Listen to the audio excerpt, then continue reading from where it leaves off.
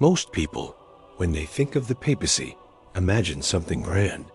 They see images of immense power, centuries of unbroken tradition, and unquestionable authority.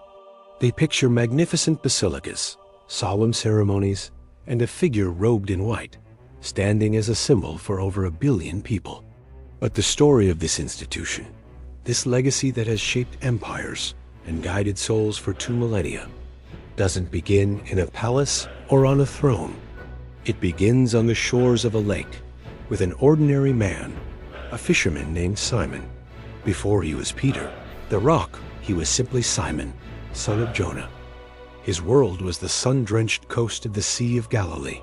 His days were defined by the rhythm of the waves, the smell of salt and fish, the feel of rough nets in his calloused hands. He was a working man, strong, impulsive, perhaps a bit rough around the edges. Like the other fishermen he worked with, he was part of the backbone of Galilean society, practical, hardworking, and deeply rooted in his Jewish faith and community. He wasn't a scholar, a priest, or a nobleman. He was a man who knew the sea, its tempers, and its bounty. This was the man an itinerant preacher from Nazareth would call to leave his nets behind and embark on a journey that would change the course of history. The turning point, the moment that forever altered Simon's destiny, occurred far from the familiar shores of Galilee.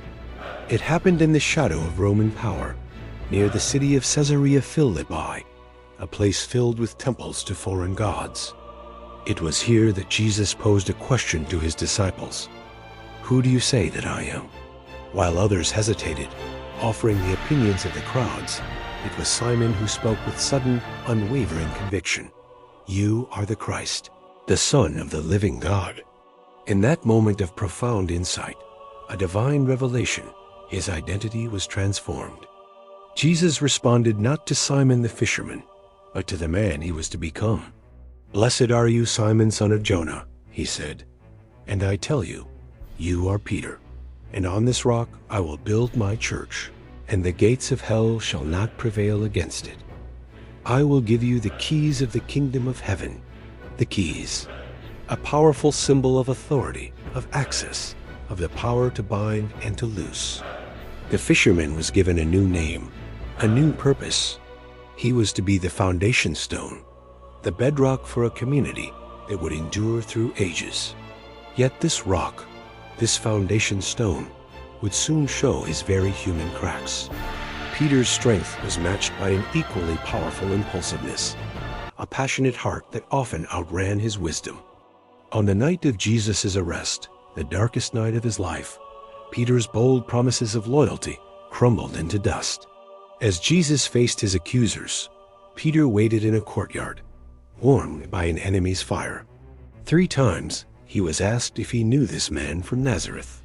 3 times, driven by fear and confusion, he denied it. And then, just as Jesus had foretold, a rooster crowed, its cry cutting through the cold night air. Their eyes met across the courtyard, and in that gaze, Peter was shattered by the weight of his own failure, his own weakness. The rock had crumbled. He fled into the darkness, weeping bitterly, his bold confidence replaced by overwhelming shame. But the story doesn't end in failure. After the resurrection, on the same shores of Galilee where he was first called, Peter encounters the risen Christ once more. The air is thick with the memory of his denial. Jesus doesn't confront him with anger or accusation. Instead, he asks a simple, piercing question, not once, but 3 times. "Simon, son of Jonah, do you love me?" Each question is a gentle echo of each denial. And each time, Peter, his heart aching, responds, "Yes, Lord, you know that I love you." With each affirmation of love, Jesus gives a command. "Feed my lambs, tend my sheep, feed my sheep." This wasn't a test of his strength or his reliability. It was an invitation to a love-based service. The 3-fold denial was healed by a 3-fold profession of love. The broken fisherman was not just forgiven. He was restored, recommissioned, and entrusted with the care of the very community he had in a moment of weakness, abandoned. His leadership would not be built on his own strength, but on the grace that had restored him from his deepest failure. With this renewed mission, Peter stepped into his role. At Pentecost, when the Holy Spirit descended like tongues of fire, it was Peter who stood up and addressed the bewildered crowds in Jerusalem.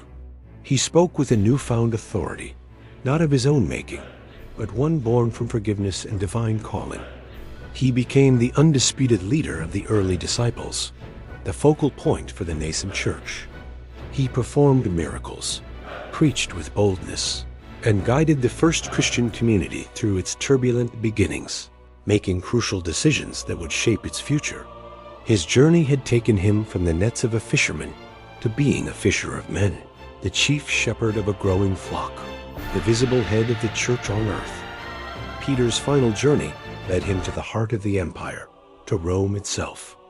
This was the center of the world, a city of immense power, but also a place of growing hostility towards the new faith. Here, during the brutal persecution under Emperor Nero, Peter's life would come to its end. Tradition holds that when he was sentenced to crucifixion, he made one last humble request. He declared himself unworthy to die in the same manner as his Lord. And so, he was crucified upside down. His final act a testament to his love and reverence for the one who had called him, broken him, and remade him. This was Peter, the fisherman, the one who denied Jesus, the rock, the flawed but faithful man who was chosen to be the first. His death was not an end, but a seed planted in the heart of Rome, a testament of faith that would water the ground for the church that would grow from his sacrifice. And this was only the beginning. Thank you for watching. Subscribe to our channel to follow the epic history of the papacy. In our next episode, we witness one of history's most dramatic confrontations. Pope Leo the Great faces down Attila the Hun at the gates of Rome. Don't miss it.